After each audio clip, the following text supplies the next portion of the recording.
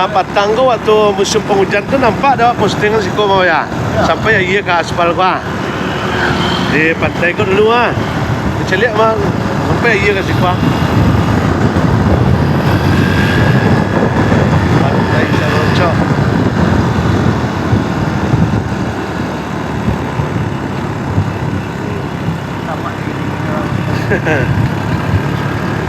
Man sayang tulah ciknya tak dapat apa belanja. Ada mencalik-calik je. Siko dulu posting nampak mah dia pe mah. Sampai iya ke aspal gua. Dia posting orang ke hujan-hujan dulu tu.